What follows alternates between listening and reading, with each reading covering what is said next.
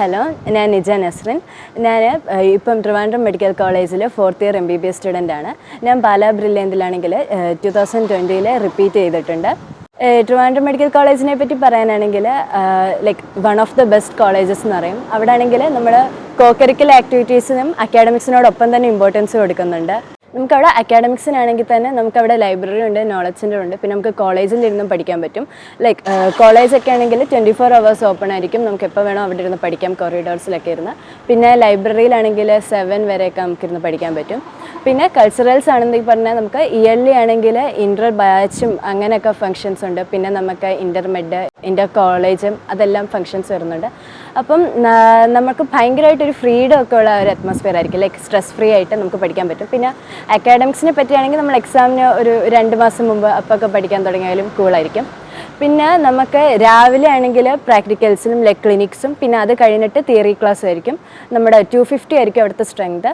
അപ്പം അവരെ ഇങ്ങനെ ഡിവൈഡ് ചെയ്തിട്ട് നമുക്ക് ക്ലാസ്സസ് ഒക്കെ എടുക്കാം.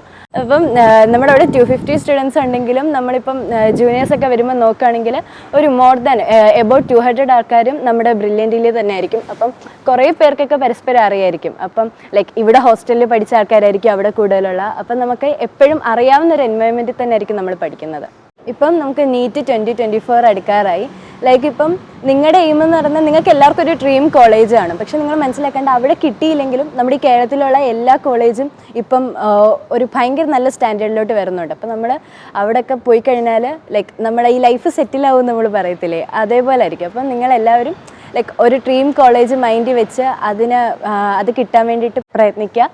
പിന്നെ ലൈക്ക് നമ്മൾ ഈ മോഡൽ എക്സാംസിനൊക്കെ മാർക്ക് നമ്മൾ അധികം കെയർ ചെയ്യേണ്ട. ലൈക്ക് അതിനെക്കാട്ടിയും എളുപ്പമായിരിക്കും നമ്മുടെ യൂഷ്വൽ നീറ്റ് എക്സാംസ് വന്ന്. അങ്ങനെയാണ് ഒരു ട്രെൻഡ് വരുന്നത്. അപ്പം നിങ്ങൾക്ക് എല്ലാവർക്കും ഏതെങ്കിലും ഒരു കോളേജിൽ കിട്ടട്ടെ. പിന്നെ നമുക്കിപ്പം എയിംസിനാണെങ്കിൽ കുറേ സീറ്റ് കൂട്ടിയിട്ടുണ്ട്.